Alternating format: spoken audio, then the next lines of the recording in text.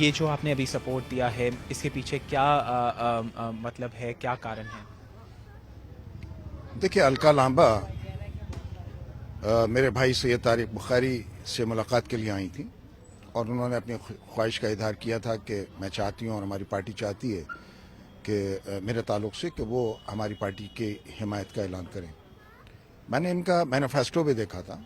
मैंने कहा कि मैं 2 दिन गौर कर लूँ, उसके बाद ही फिर मैं कोई चीज़ तय करूँगा। मेरे जहन में ये था कि हमें बीजेपी को रोकना है,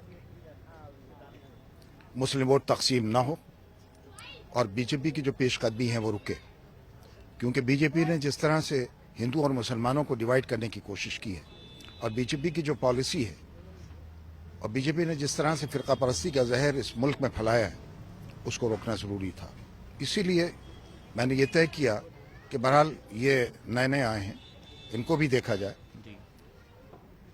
और इसी बुनियाद पर कि फ़िरका परस्ती के जहर को ख़त्म करने के लिए, फ़िरका परस्ती को रोकने के लिए, फ़िरका परस्त पार्टी को रोकने के लिए मैं इस पार्टी की हिमायत करूं। मैंने इसीलिए अपील की। एक चीज़ आपने कही कि अलका लांबा जो कि आपकी प्रत्याशी है यहाँ से, वो आपके पास आए थे और उन्होंने कहा था कि आप उन्हें सपोर्ट करें, लेकिन वहीं आम आदमी पार्टी की बात माने तो आम आदमी पार्टी कह रही है कि हमें आपका सपोर्ट चाहिए ही नहीं।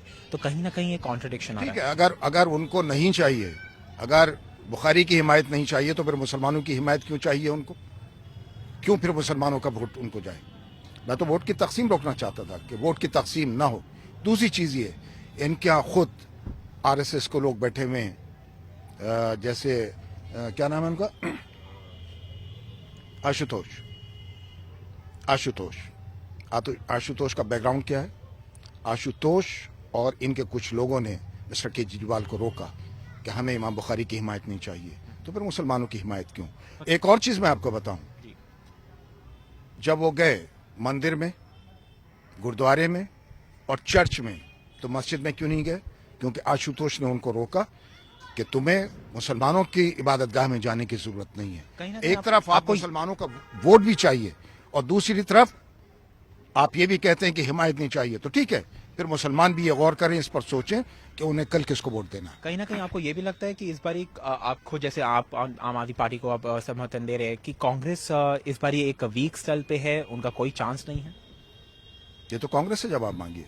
आपका सपोर्ट दिया था, क्या कांग्रेस को दिया था, जब दिया था पीछे सोच पार्लियामेंट के इलेक्शन में दिया था। जाहिर है कि हम बीजेपी की हिमायत नहीं कर सकते थे और दूसरी पार्टियों की हिमायत नहीं कर सकते थे कि जिन्होंने मुसलमानों के साथ इस 65 साल में खिलवाड़ किया।